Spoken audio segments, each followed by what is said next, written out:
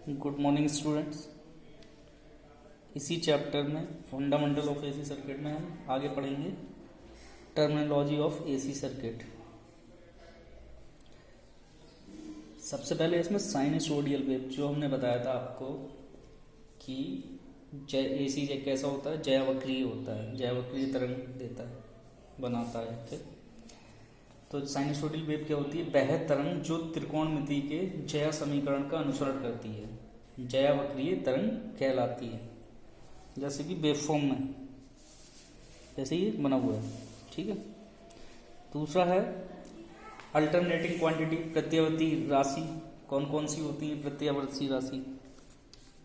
Voltage है, current है, यानी कि वह राशि जिसकी परिमाण तथा दिशा एक निश्चित समय के बाद परिवर्तित होती रहती है, यानी एक क्लास इंटरवल के बाद चेंज होती रहती है, प्रत्यावर्ती राशि कहलाती है। जैसे कि वोल्टता प्रत्यावर्ती राशि, धारा प्रत्यावर्ती राशि, यानी कि B = B maximum sine omega T, और ऐसे ही I बराबर IM sine omega T.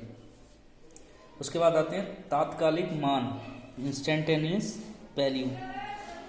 Instantaneous value क्या होता है, क्या होती है? वह मान जो समय पर निर्भर करता है, अर्थात जो समय के अनुसार परिवर्तित होता रहता है, तात्कालिक मान कहलाता है। इसमें दिखाया भी है, एक ग्राफ है, ग्राफ में समझिए। इंस्टेंटेनियस वैल्यू क्या होती है?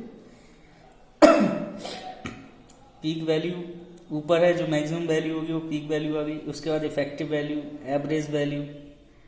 इंस्टेंटेनियस वैल्यू क्या होती है? जो समय के अनुसार परिवर्तित होती रहती है। उसके बाद आते हैं मैक्सिमम वैल्यू पर, कि मैक्सिमम वैल्यू क्या होती है? मैक्सिमम वैल्यू क्या होती है? प्रत्यावर्ती राशि के सर्वाधिक मान को अधिकतम मान बोलते हैं, यानी बी मैक्सिमम और आई मैक्सिमम से इसे डिनोट करते हैं। तो बी मैक्सिमम क्या होता है? बी मैक्सिमम = √BRMS और π/2 बी एवरेज, जो अभी हम आगे पढ़ेंगे कि बी एवरेज क्या होता है, एवरेज क्या होता है, और RMS वैल्यू क्या होती है। उसके बाद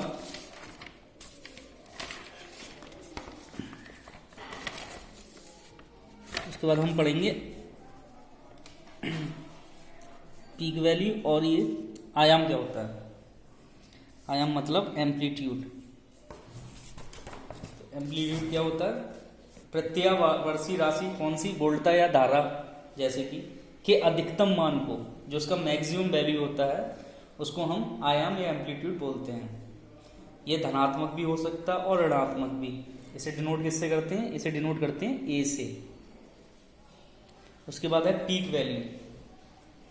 पीक वैल्यू क्या होती है? प्रत्यावर्ती राशि के अधिकतम तात्क्षणिक मान को शिखर मान कहते हैं। वोल्टता तथा धारा के शिखर मानों को BP तथा IP से व्यक्त करते हैं।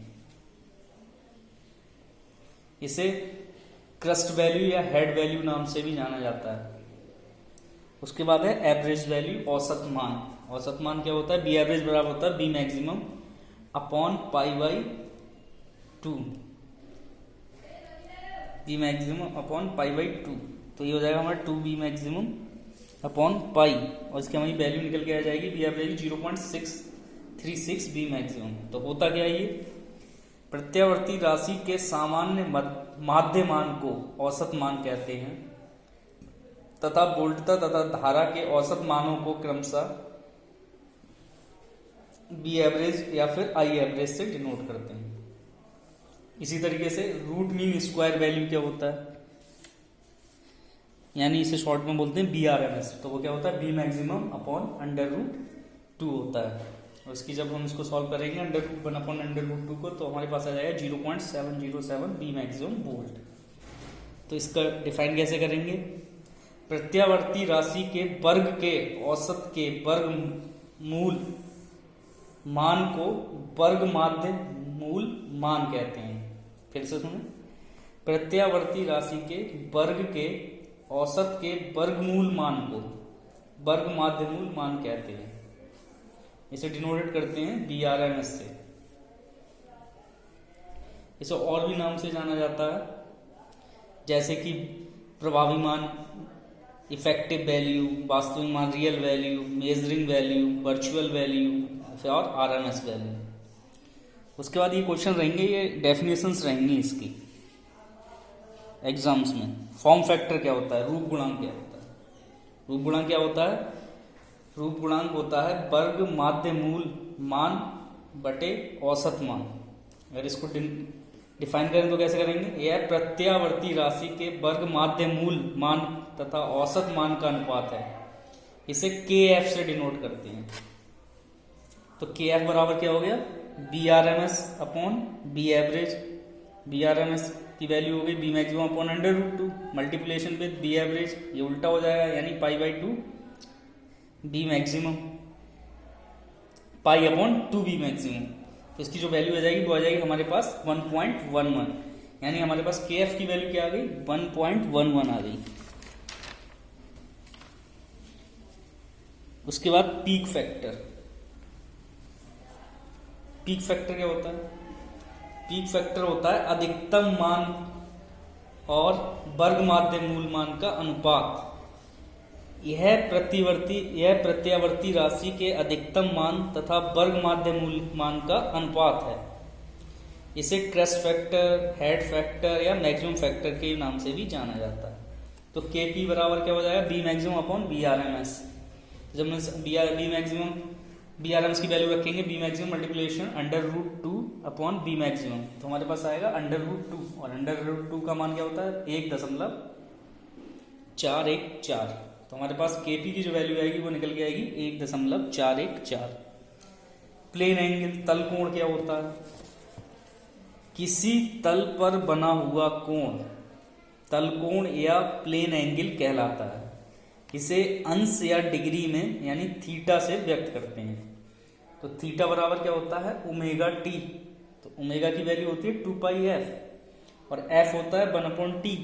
तो हमारे पास निकल के आएगा थीटा बराबर 2π मल्टीप्लिकेशन t/t। इसमें t जो है कैपिटल T वो है टाइम पीरियड। उसके बाद है एंगुलर वेलोसिटी, कोणीय वेग क्या होता है, एकांक समय अंतराल के कोणीय विस्थापन को कोणीय वेग कहते हैं। इसे रेडियन प्रति सेकंड और इसका मात्रक होता है ओमेगा। तो ओमेगा बराबर क्या होता है 2πf। तो f हो गया 1/t, तो ये हो गया हमारे पास 2π/T। इसकी वैल्यू क्या होती है, रेडियन पर सेकंड। उसके बाद है साइकिल n। तो साइकिल क्या होती है, ये दिया हुआ है यानी यहां से यहां तक का, यानी पूरा एक कंप्लीट चक्र। इसको हम डिफाइन कर सकते हैं, प्रत्यावर्ती राशि के समयानुसार बदलने वाले तात्कालिक मानों को एक वक्र द्वारा प्रदर्शित किया जाता है, जैसे हमने किया है। यह तरंग रूप में होता है, इसलिए इसे उस राशि की तरंग वेव यानी ये वेव कहते हैं। यानी t बराबर पूरा 2π 360। उसके बाद है आवर्तकाल। आवर्तकाल क्या होता है, प्रत्यावर्ती राशि के एक पूर्ण चक्र द्वारा लिया गया समय आवर्तकाल कहलाता है। t = 1/f। f की वैल्यू क्या हो जाएगी, तो ये क्या हो जाएगा 2π/ω। और t बराबर जब हम इसको मल्टीप्लिकेशन करेंगे r से ही और r से ही रेडियस से यानी कि डिवाइड करेंगे, तो हमारे पास आया λ/μ। उसके बाद है फ्रीक्वेंसी, आवृत्ति क्या होती है, f/ω/2π। अब इसे डिफाइन कैसे करेंगे, प्रत्यावर्ती राशि के प्रति सेकंड चक्रों की संख्या को आवृत्ति कहते हैं। इसकी जो मात्रक होता है वो क्या होता है, हर्ट्ज। तो हमारे पास सामने ये फॉर्मूला है, f = ω/2π बराबर भाई सेम कर देंगे तो ये ऊपर आ जाएगा b/λ। इसमें दो डेफिनेशन और हैं, वो आपको लिखनी है। फेज क्या होता है, कला क्या होती है, और कलांतर फेज डिफरेंस क्या होता है। ये एग्जाम्स में काफ़ी बार आया है। Thank you.